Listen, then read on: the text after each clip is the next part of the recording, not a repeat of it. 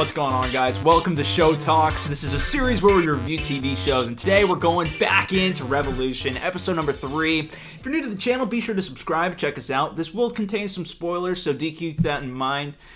But we're going to jump into it. So episode 3, Revolution's making more of a process through the show. Yeah.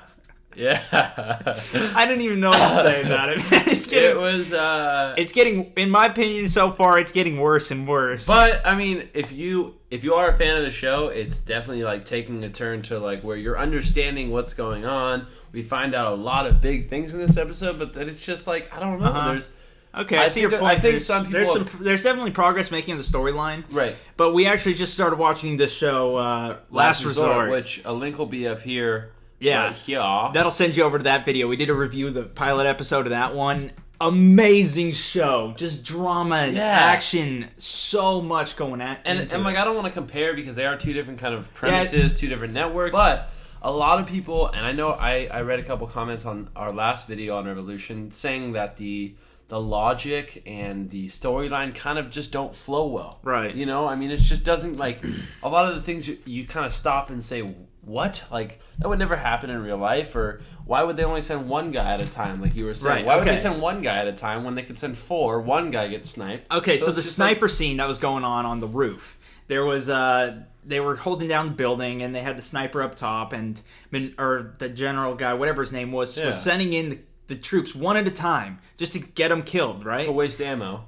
Just to waste his ammo. So instead, why don't they just send 4 troops at one time? If they're going to die anyways, it's not like send 4 troops, get under the building, out of line of sight. You're set, man. So I didn't really understand that aspect. And there's a few other logic things that they're just... Charlie with the 360 just... Oh, yeah, and then perfect on the bag. Like Yeah, so they somehow managed to get past all the troops that are walking. They get past them, set up a trap that just they don't see, hit it, set off the explosion, perfect smoke screen, make it away. But what I didn't understand... She drops her bag. Right, drops her bag. Runs about 100 yards away. And then she does a 360 no-scope, YY, right? Ladder stall, and shoots it. Hip fire. She doesn't even aim it, does she? Yeah, like she's boom, like, and she's like Nora light nails it. Douche. Yeah. And it just... Whoop, boom. Blows... Boom. Okay, the bag... I mean, maybe she's a boss. I don't know. Maybe a boss couldn't even do that. Yeah. I don't care who you are in the company. You can't do that. Yeah, I wasn't believing that, but that was pretty interesting. And it was also, but on a better point here, we found out a lot about a bunch of different characters. Yeah. It was kind of more of a discovery point for the militia, right? This episode was mostly talking about the militia. We met... But you also... Okay, go ahead. We met that guy. What was his name? He was outside of the base. That was the guy who they captured in there. And we found out how they met him and how he was part of the militia at the end of the episode. Sure. We saw that Miles and Monroe saved him from the enemies 6 months after the blackout. Right, and then all of those guys apparently made the militia. Right, and we're part of that kind of creation process to the militia, and we're kind of the enemies of everybody, taking over. Yeah, because Miles and said, at first, I didn't really understand why they wanted the U.S. back, but then I kind of realized that there were some problems with what the militia was doing, killing the parents. I think it was more like the militia was taking over the whole country. They were stealing the food, the guns. They were stockpiling everything, and they were basically using brute force to take over America. And people were like, "We don't want this." Obviously. So now America's going to maybe try and go through another revolution. Exactly. And maybe take out these tyrants. Right. Like the take British over in our revolution. Right. This is interesting. It's like history's almost repeating itself, kind of the storyline that they came up with. And you saw in the end of the episode where Aaron was kind of like relating, he said, "Let me tell you a joke."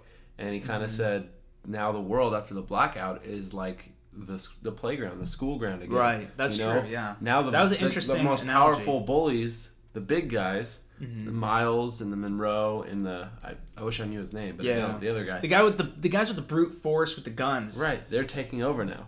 So now it's gonna have to be the people that are smartest that can outwit them almost. You know what I mean? Yeah, and we'll see what happens with that. But we saw him get the power back on. Yeah, for a brief second. Right. And we don't even know really what triggered it. It could have been the phrase, which I don't really think so, because we didn't see any of the previous activations from Grace when she kind of made that remote go on. She didn't really say anything. No. So, and it was just sitting on the table. I'm not too sure how it actually turned on. Because it never showed around that building unless someone was outside. Unless that Randall guy, maybe he was outside. It showed it like an outward angle outside the door. So it kind of might have implied that there was somebody out there. Right. But on the other hand, if there was somebody out there, they might have gone inside. But either way, they got the power back on, and that kind of showed the opportunity. So now we might see Aaron trying to go up to the computer or trying to figure out how to get this back on. Right. So talk to those people, whoever Grace was talking to. But I don't think he knows that there's someone else. Why would he know? No, I don't think he knows. But he's going to go onto the computer. So he might find it there. Right. And he's like that tech guy. He had 4 houses, like he was saying. Yeah, he was really wealthy, rich. Did he own Google? Yeah, he worked for Google or something like that. But he was definitely had a lot of power. So I think it's pretty interesting. But it's got a lot of illogical things kind of happening. That I kind of, when I'm going through it personally, I'm not. It's just kind of grinding my gears a little bit. Right. And also, Charlie has an absolutely terrible crying face. I can't take it, man. If anyone goes through the show, go ahead and try to find some footage of it and just catch her crying face. It is honestly, I don't think I've ever witnessed such a bad. It's just hard to watch. I don't know. I'm not a fan. I mean, you see her on like some of the some of the scenes, and you're like, she's pretty good looking, and then there's the ones that she just looks. I'm just like... Yeah, it hurts, man. It hurts. Who are you? What happened to you? But anyways. Yeah. I think it's a pretty good recap, pretty good analysis of this one. If we missed any topics or anything you guys thought was interesting, we'll respond to your comments. Go ahead, leave them down below. Definitely. That's pretty much it for Show Talks today, though. Episode 3 wrapped up. We'll see you guys next week. If you're new, once again, please subscribe, and we'll see you next week. Peace. See you guys. Later, guys.